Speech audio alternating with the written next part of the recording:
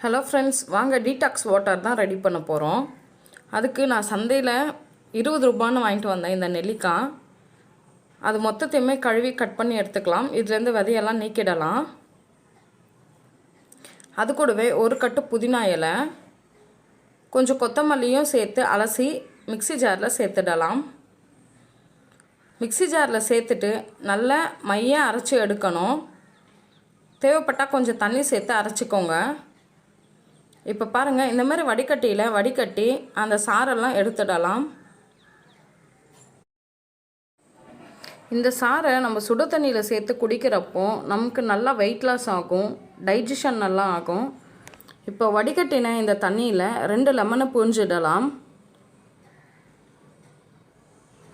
Lemon போட்டு அரைச்சோன்னா கொஞ்சம் கசப்பாகிடும். அதனால் இந்த மாதிரி புழிஞ்சிட்டு ஐஸ் ட்ரேயில் ஊற்றி ஃப்ரிட்ஜில் வச்சிடலாம். ஒரு வாரம் வரைக்கும் யூஸ் பண்ணிக்கலாம்.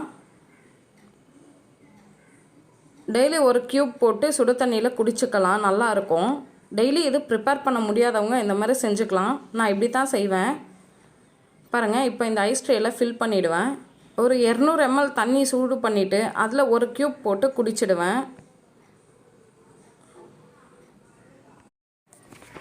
இது எனக்கு ஒரு டம்ளர், என் ஹஸ்பண்டுக்கு ஒரு டம்ளர். காலையில் எழுந்த உடனே இதை தான் குடிப்போம். இந்த வீடியோ உங்களுக்கு பிடிச்சிருந்தா லைக் பண்ணுங்கள், ஷேர் பண்ணுங்கள், கமெண்ட் பண்ணுங்கள். மறக்காமல் நம்ம சேனலுக்கு சப்ஸ்கிரைப் பண்ணுங்கள்.